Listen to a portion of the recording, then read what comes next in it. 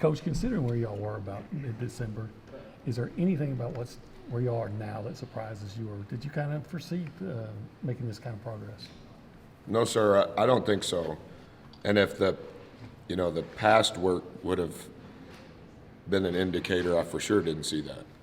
From the second week of November to the second week of December, maybe there was a little bit of progress if you want to talk about our game in Fort Worth, or maybe bits and pieces of our game against Corpus Christi, but had to work incredibly hard to have a chance to win the guarantee games in November. Played with no energy for the most part our entire time in Orlando. So I don't know if you used the previous month as a indicator that you would have thought that, in essence, 6.5 weeks later, that some of the things that have transpired has. But I think that's a credit to the character of our kids for their willingness to continue to try to change. And I also think that it speaks to our staff's ability to find ways to refine what we teach and make it maybe more simplified, so that the why of what we're doing is a little easier to understand. And that's good. Is it fun for you right now, or is it still stressful?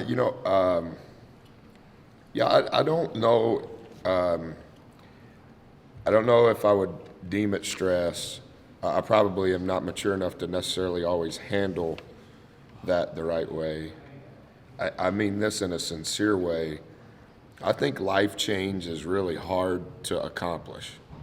And I think anytime someone goes through life change, it's hard to quantify all the variables that go into it. Take a new job, and I know you're a good guy, but hey man, Buzz is back. And I'm like, yeah, I mean this respectfully. From the day I left, I never came back. So like my world has completely changed. I'm not the same person. I'm not the same coach. So to hearken me back to what I was 15 years ago, that's like way oversimplification in my opinion. But like what you're seeing with our kids, that's life change in my opinion. Is it fun to win a game here or there? Sure. Is it stressful sometimes to lose a game? Sure. But I think the energy and the competitiveness and the togetherness that you see at times from our guys, I think that's marked life change. And I think that when they're old people like me and you, this experience will be good for them. I know you just mentioned energy, and that's been a big talking point with this team. What has Quentin Jackson's recent dunks kind of done to provide maybe some more energy, or not? What's kind of that brought to the team? He has. I'm not saying this as if he's a good player, and I'm not saying that he's a bad player. He has a little bit of moxie about him, and if you spend any time, maybe he's done this before. I don't know if this would be a good vibe for who he is, but he has some juice. That would be a word I use. He's an extrovert. He's very intelligent, way more intelligent than people think. I think he's probably the most well thought of teammate in our program. Whether you're talking about the returning guys or you're talking about the freshmen, he's kind of a conduit. And when I was recruiting him, about midway through, he said, "Hey coach, are you going to ever watch me play?" And I go, "Yeah, I've thought about that a couple of times." "Can you play?" "Yeah, coach, I can play." I said, "Okay, I trust you. I just like you. And even though you don't understand this because you're a JUCO guy and I'm a JUCO guy, the best quality you can have if you want to be with our group is that I like you. Because if I like you, you got a seat on the bus. But if I don't like you, I don't want to be around you. And I love being around Q. I love being around him in the film room. He sits right next to me. I love being around him on the court. And the reason why it works, I'm not sure what the TV guy's name was that called the game. I said some words that I shouldn't say at shoot around to Q. And Q handled it the way Q does, and shoot around's over, and the TV guy says, well, you know, how do you think he's going to handle that? And I go, handle what? Well, you know, you seemed a little upset. I go, I wasn't upset. I just told him the truth. He handles the truth fine. But he has some moxie about him, and he's getting in a little bit of groove as far as what we're asking of him on both sides, and that gives him some confidence. It's a small sampling size, but why do you feel like y'all play better on the road than at home? Yeah, I think about that a lot, Brent, and without sounding like a parent of 4, I think it means that they don't sleep enough when they're in College Station. And when you buy them a bed and give them a free meal on the road, their friends aren't there to keep them up all night. And so we've got to figure that out at some point. It's fun to win on the road, particularly in that environment at Tennessee. I mean, what an incredible place. I mean, their arena may be the best in the country. I mean, the facilities were just, and I'm not really into that sort of thing. I mean, I'd never been there. So that's fun, but we need to figure out the home part as much as we're thankful for what's happened on the road. Was how satisfying was it for you to see Wendell play the way he did? Is because this is a guy that earlier in the year you had to take out and not play for a while. As I said on Chuck, the 4th coaching staff in his 5-year college career, and have never seen someone at his age have 10 toes in from the very beginning. Even when he was, whatever that was, a 5 or 6 game stretch where we were trying to figure out some other things to see if we could be better. 0 bad body language, 0 not completely bought in. His voice was easily the loudest on the bench. 5 of 20 from the field. And big enough guts to go, watch this move and shoot it from 3 with however many seconds left. Big guts. And he's been 10 toes in for whatever reason from the very beginning. He's not a straight up pure JUCO guy, but he spent a year in JUCO. He was a transplant, and when I got the job, his JUCO coach was a JUCO coach when I was a manager in JUCO. He goes, Buzz, you're gonna love Chuck. Well, I didn't know his name was Chuck. And I was like, who's Chuck? He goes, Wendell. I go, oh, I didn't know his name was Chuck. Coach was right, I love Chuck. Any update on JJ and French? No, sir. It was my decision not to take JJ on the road. French, he's hurt, and I'm not trying to keep that quiet, but I don't exactly know when he'll be back. It's kind of complicated. Okay. I thought he looked good over there sitting in the seat. I told him I love French, and when we were walking off, he was really excited. I did not know that it was the first time in his A&M career that he had not been healthy. I didn't know that. And he was really upset that he wasn't able to be in uniform. I said, hey, man, I'm not telling you what to do, but you're 1-0 as a coach, and you should retire. So as soon as you can get healthy and get back in uniform, do that. But your winning percentage as a coach, distinctly better than your winning percentage as a player. Coach, as difficult as it is to win on the road, what would it mean for your team to be able to go 2-0 this week with the 2 road games? It would be good.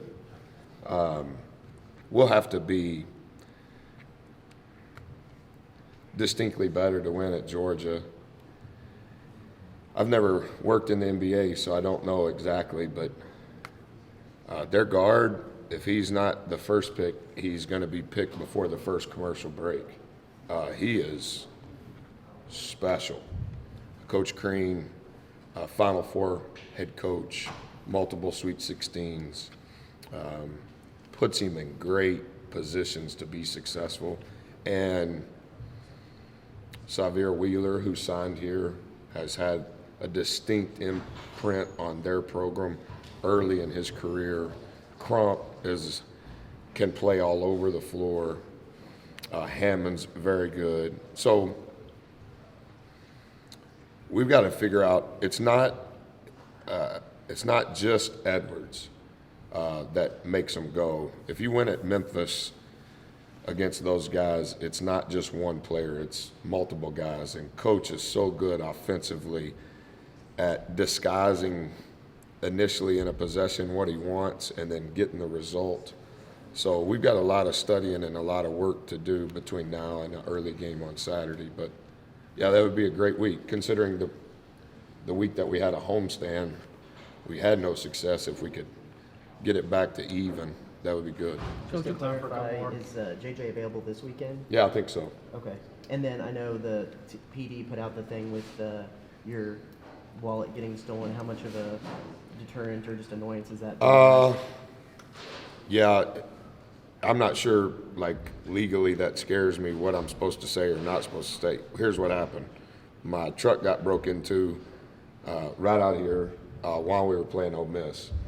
And I got upset because in my money clip, I carry a picture of each of my children from their preschool picture day. And so I was telling my wife when I noticed that everything was stolen, man, I just hate those pictures. And, you know, you can turn the credit cards off and you can ask for a new Texas A&M ID. And the officers here that have been a part of our program since we got here, they're my only friends in College Station, and they have handled this like it's a movie. It's like CSI, and they've been keeping me updated. And so last week they said, Coach, we think the next thing we need to do in order to stop this is use your name. I go, I have no problem with it. It's a ring. It's a thievery ring. These guys are driving really nice cars with no license plates. And they're stealing, and they're buying a bunch of gift cards, and then they're shipping it to their partners. And then their partners are doing the same thing and shipping them here.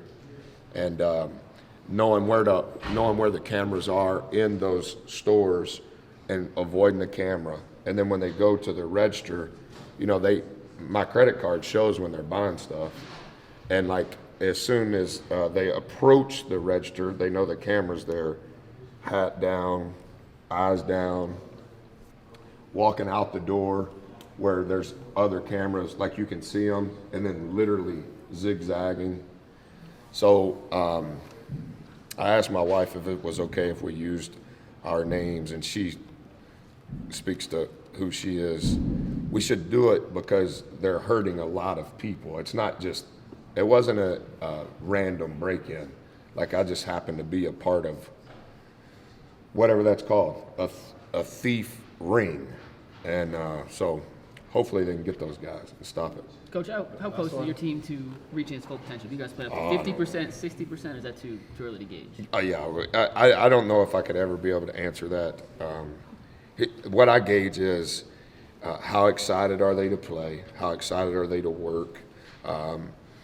Can they concentrate for longer than a possession? Can they do that in the film room?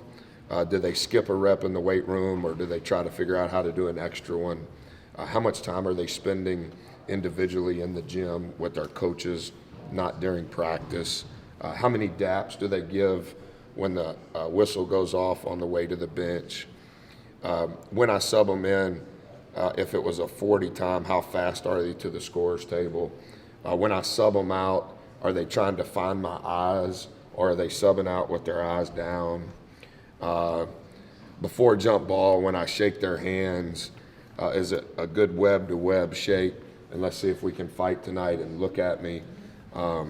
That's how I gauge things. I'm not smart enough to overcoach and do all of those things.